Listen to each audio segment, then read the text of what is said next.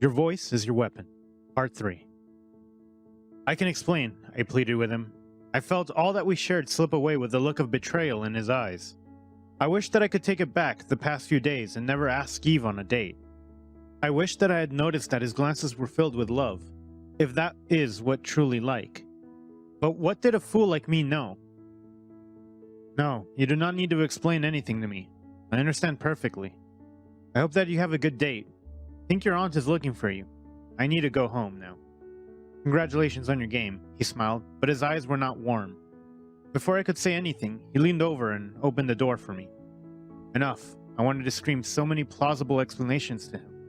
It was like my mouth had been taped shut, so I listened to his request and got out of his car.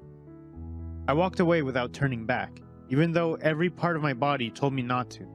But I guess I could not do anything to fix what had been broken. The least I could do was honor my promise of a date to Eve. The other item on that night's agenda was turning over in my mind. It would be so easy to ask her out and be with her. Try my hardest to make her happy and hope that would be enough. I would take the road filled with more thorns and uncertainty by letting her go and following my heart. But what guarantee did I have that he would give me a chance after what happened? He might have seemed strong, but he was so fragile. Hey, did you come back alone? Where's Darius? My aunt said. He had to go home. Emergency. I looked behind her. She always knew when I was lying. I was not ready for the Inquisition. At least, not now. His gift looks nice, she said. Thank you. I have to go now, I interrupted before she continued talking about him. With Eve, right? Follow your heart, dear, even if it does not make other people happy. On the surface, she seemed to be encouraging me, but I could not help detecting a hint of sadness in her voice, as if she knew that it was not where my heart was. It was impossible, though. She had not seen the kiss. Thank you. I'll be back home soon. I have kept her waiting for a while now, I said, as I left to look for Eve. I took her to a decent restaurant that my aunt and I had frequented. Eve was a good person, smart, quirky, and genuine. I saw that we would make so much sense together, despite my heart tugging me in the other direction. The moment of truth came soon. Daniel, I know that we've been hanging out and stuff, but are you serious about me? She fixed her gaze on me. I was silent for a while as I thought of what I really wanted. Eve, you're beautiful, smart, and we get along well. I would be one of the luckiest guys at school if you became my girlfriend. But that would make me a dishonest guy. I cannot think of anything worse than lying to you.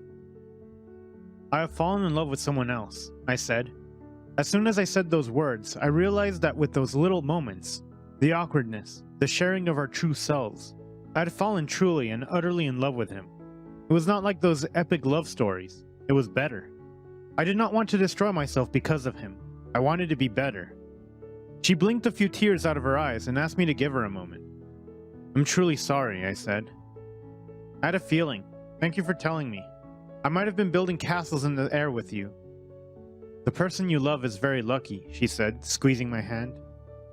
You will find someone who truly loves you, I said. I know, she smiled. We decided to be friends and keep in touch when we both left. It was only when I was falling asleep that night that I realized that I had expressed how I felt without stammering or using the wrong words. I did not feel like I was going to faint when I let her know that I could not be with her. It was a small thing, but I felt so proud of myself. I took out my phone to start texting him to let him know that I had expressed myself. However, when I started the message, I could not bring myself to message him. Surely, he hated me. For the rest of the weekend, I wallowed in self-pity in my room. My aunt came to my room to try and figure out what was happening, but I just told her that I was practicing for the presentation, which was looming. I did not see my father much to my relief. He was the last person that I wanted to see with his endless demands for me to be perfect. That was until Sunday night, when he came to my room. This was strange because he never entered my room, no matter what. You've spent all weekend cooped up in here. Should have come with me in the afternoon to that business seminar. There were even some college representatives there, he said. I do not give a flying saucepan, I said. What? He looked, taken aback. I said I do not care, I said more forcefully. I was on edge and I wanted to let it all out. I am your father. Where were you Friday night? I had a business dinner. You know it's important, his eyes widened. And the night Mom died after she had complications due to giving birth to me and Nelton? Was she not supposed to carry a baby to full term? Or the night my brother overdosed on drugs due to the depression you refused to acknowledge. An important business dinner, once again. I raised my arms in frustration. I was so angry that I could feel hot tears approaching.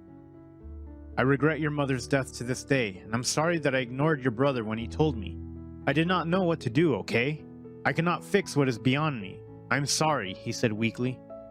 I saw his unbothered facade come undone in a matter of seconds. Maybe you could have tried loving them, loving me, but it's always work and making more money for you. Did you even love Mom? I laughed bitterly. I did, with all my heart. She wanted to have you both, even though there was a chance she could not. Because I loved her, I paid the best doctors to treat her. But in the end, her health caught up with her when you were a few years old. I could not live with myself. I avoided seeing her suffer till her last breath. Your mother's family blames me to this day, he said. I shook my head. This was not what I had been told growing up. My grandma told me everything that had happened, and it did not match with what he was saying. Elton? I was ignorant. I have no better explanation, he said. Do you love me? I asked. I have always wanted what is best for you. I do not say it often. I cannot express myself with words, my son. I am harsh and demanding. I have heard you and Gemma talking about me, but I love you, he said, coming closer to me and hugging me. It was awkward, but warm nonetheless. Dad, I'm gay, I said suddenly. I did not want my secret to eat me up, like the secrets of the past had eaten up my family. To hell with the consequences. He pulled away from me and looked at me with an unreadable expression on his face. Are you sure? He asked. Great. You are back to being your old self. I turned away from him. I'm sorry, I should say this better. How did you know? I fell in love with a guy, and he is the most wonderful person ever, I said. I'm happy for you. When can I meet him? He asked. I whipped around immediately. Did my father just tell me that he accepted who I was? I expected to wake up and find out that I was dreaming. Are you really okay with it? I asked. I have never had a problem with gay people, he said. Wow, I really do not know you, I chuckled. I guess we better start getting to know each other then, he smiled. Things between us were not automatically okay. We still had a lot to figure out, but I was willing to give him a chance, for my mother's sake. Even though things had been resolved with my father, Darius and I were not okay. When I saw him on Monday, he did not look too pleased to see me. He spoke to me in a neutral tone like he had when we first met. Whenever I tried to say something to him that was not related to our presentation, he switched the topic back. His dominance scared me, but it was also strangely alluring. But he had forgotten that I was no longer the shy boy who gave up easily on what he wanted. I knew that if I used my voice, he would hear me, but it had to be very loud because he was currently blocking all communication channels. I turned to my aunt, who had confessed everything to after telling my dad. She had been very supportive, encouraging me to at least try to get him to hear me out. Even though he vexed me so much with his stubbornness. He was the Ice King, alright. My Ice King. Well, he feels betrayal, she told me. Even though I did not ask Eve to be my girlfriend, I asked. Yes. I asked her out on a date before I knew I liked him. He's being childish, I grumbled. Perhaps, but from what you have told me, he struggles with opening up, right? Now, what did you learn from the romance books? She asked. I don't know, I shrugged. She threw a cushion at me. I have failed as a teacher. A romantic gesture. Duh, she rolled her eyes. What will I do once you go live with Chris after your wedding? Visit every day. Force him to listen, my dear. Use your voice, she said. She left the rest to me. Now I had to figure out what to do. The day of our presentation came. I was very nervous since I had worked so hard. I had hoped against hope that I would not ruin everything. That would crush my soul. He was a bit warmer on that day, making sure that I was okay and whispering encouraging words to me. It might have been small things, but they made a huge difference for me. Daniel and Darius, it is your turn, the teacher said. I felt everyone's eyes on me once again, and I felt my confidence slip to the bottom of my feet. This was it. I would finally get to prove to myself that I was not useless. My name is Darius Green, and this is my partner, Daniel Knight, he said, confidently. I looked into his eyes and all of the nerves fell away.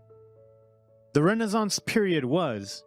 I started speaking and I did not stop until it was his turn. It felt so natural to present our topic with him. I had only to concentrate on him beside me for fear in me to melt away. I did mess up a few times. I did not stop. I carried on. Everyone else just seemed to melt away. It was only when there was a loud applause that I was shaken out of the world I had gone to. Everyone looked amazed by what we had both achieved. My heart nearly burst from all the joy. I could not help but take his hand in mine. It felt so right. He did not pull away. Wow, the both of you did very well, especially you, Daniel. Think you really surprised us. Keep up the good work, she smiled. Thank you, ma'am. It was all because of this guy over here. He's the most kind and helpful person that I know. It took me a while to see that, but it could not have been possible without him, I said. I wanted to say something grand, like I was the leading man in a book, a monologue confessing my love, but my words failed me once again. I only looked into his eyes and hoped that he would be able to see how much I loved him. It was all him. He is brilliant, and he does not even know it. He smiled. We got another round of applause and took our seats. He did not look at me after what had just happened. He looked like he was deep in thought. As I was staring at him, a note hit me on the face. It read, I knew there was something amiss with you. You love him. He's the person you told Eve about, right? Sorry for pressuring you, man. Gary. I looked at him and he gave me an apologetic smile. That was what I liked about him. He accepted me the way I was and always looked out for me. I wished that I had confided in him about how I felt much earlier on. Sorry, I did not tell you sooner, I sent back. My phone beeped. Gary. Later, let us not send any more notes. I think it would be a lame thing to get detention for. Me. You started it. Gary. We'll chat later. After class, it was lunchtime. I was looking forward to eating for the first time that day. I had been so nervous that I'd been unable to eat the entire day, but as I was making my way to the cafeteria, I was suddenly grabbed. I looked in surprise to see it was him. What are you? I started. Come with me, he said. I shut up and followed him. I would have followed him anywhere. Then we bunked school. Yes, the law-abiding Darius actually skipped school with me. Oh, quit looking at me as if I just sprouted flowers in my ears. I could not wait until the end of the day to talk to you. His voice became softer. I knew without him even saying it that he had felt the same way. What is it? I'm not good at being vulnerable. You make me vulnerable. You scared me on that night. I've never felt so weak. I acted childishly because I hated that you make me human. You forced me to face these feelings that are brewing. He looked down. And the date with Eve? I was jealous for the first time in my life. This is all new to me. To me too. I leaned back into the car seat. I love you. That is what this feeling is, right? Love, he asked. I believe it with all my heart. I held his hand. Like moths to a flame, we were drawn to each other into a blissful kiss. There was no longer any fear within me, not when I was in love. We stayed in the car for much longer, even after the bell rang. I rested in his arms and listened to him as he told me about all the books he had read in the past few days. I found comfort in his words while he told me of his thoughts. Too complex for me to even comprehend, but I loved him, every part of him. I had no idea if this was the love that was in those books, but it was our own unique love. So we clumsily began a relationship, neither of us knowing how to do it. There were multiple misunderstandings, which we both found hilarious. I was still a bit shy and he was still bold, but we worked out fine. We soon came out at school as a couple, after several months of dating. Many were surprised, calling us an odd pair, but we were fine with being called the odd pair. Soon, he met my father. They got on extremely well, since they were both workaholics and very intelligent. I liked that they got along. It definitely helped to improve my relationship with my father. It was so difficult to get used to things going well for me. I told myself that it would not last, several times. I nearly believed that voice in my head was not mine. When I told it to shut up and let me be happy, it did not bother me again. At times we lose our voice, keeping all that hurt inside and building up walls. We are afraid of speaking out because what would people think? I'm so guilty of that, but letting your words be heard just a little bit can help us. Love gave me back that voice which I did not know that I had lost when my mother passed away. And love helped Darius to remember that it was okay to allow yourself to be weak and feel love. He and I might not be a pair of star-crossed lovers, but we love each other purely. The end. Thanks for watching. Consider subscribing to become part of our Rainbow Force and stay wholesome.